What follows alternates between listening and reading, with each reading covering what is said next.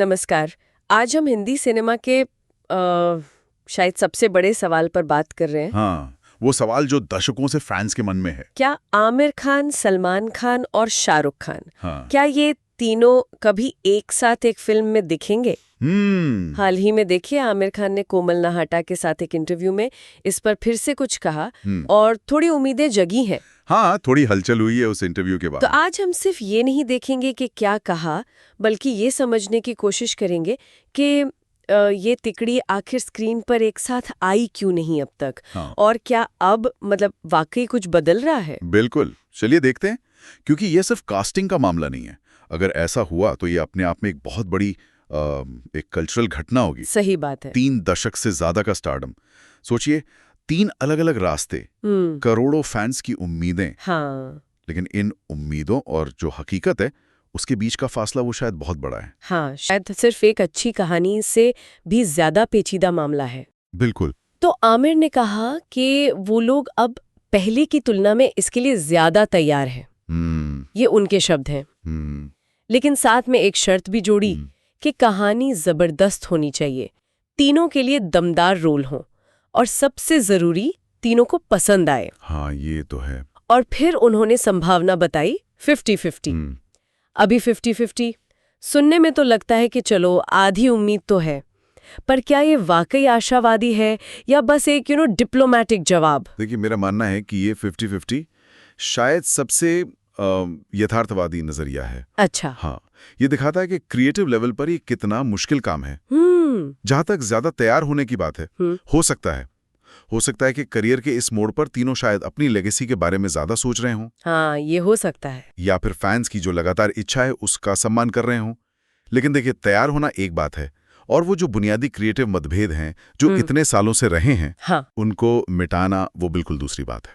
और ये मतभेद सिर्फ अच्छे रोल तक ही सीमित नहीं है ना? नहीं, बिल्कुल नहीं। मेरा मतलब है, ये 3 सिर्फ सितारे तो है नहीं, ये अपने आप में ब्रांड्स हैं जिनकी एक खास पहचान बनी है दशकों में। सही कहा। जैसे आमिर का परफेक्शनिज्म, उनका वो सोशल मैसेजिंग वाला सिनेमा, सलमान का वो मास अपील, एक्शन अंदाज, बिल्कुल। और शाहरुख का वो रोमांटिक हीरो और अब वो ग्लोबल चार्म वाला एक्शन। इन तीनों को एक कहानी में फिट करना, वो भी ऐसे कि कोई कम ना लगे। हाँ, ये तो किसी जादूगर का ही काम होगा। सही पकड़ा आपने।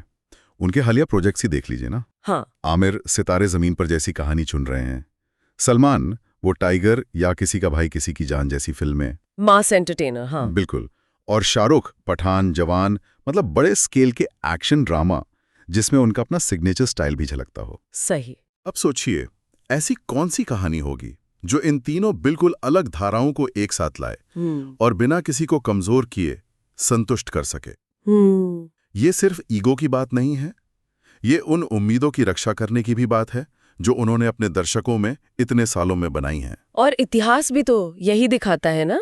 वो किस्से हम सब ने सुने हैं। कौन से? जैसे सलमान का चक दे इंडिया को मना करना, हाँ। आमिर का स्वदेश की नैरेशन को कथित तौर पर बोरिंग बताना। अच्छा, ये भी था। हाँ, और शाहरुख का लगान के लिए ना कहना।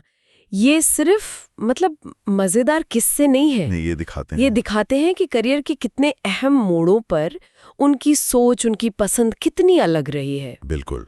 यहाँ तक कि वो प्रहलाद कक्कड़ वाला भी एक पुराना किस्सा है। हाँ, वो एड फिल्म वाला। हाँ, जहाँ शाहरुख की जगह आमिर को चुना गया था क्योंकि शायद उस वक्त शाहरुख की इमेज उतनी क्लीन नहीं मानी गई थी।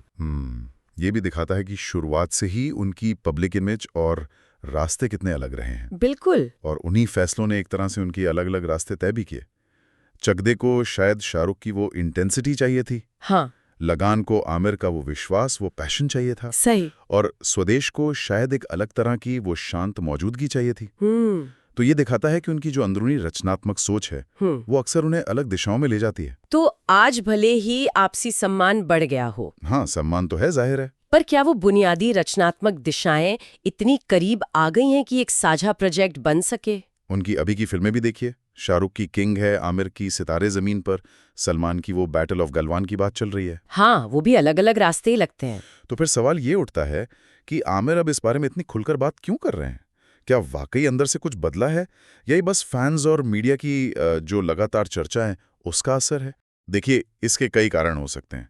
एक तो शायद साउथ में जो सफल मल्टी स्टारर फिल्में बन रही हैं, हाँ या हॉलीवुड के एन्सेम्बल प्रोजेक्ट्स, हाँ, मार्वल वगैरह। हाँ, उनको देखकर कोई विचार आया हो, या फिर जैसे जैसे वो उम्र के अगले पड़ाव पर बढ़ रहे हैं तो शायद एक साथ मिलकर कोई यादगार, कोई लीगेसी प्रोजेक्ट बनाने का ख्याल ज्यादा अच्छा लग रहा हो।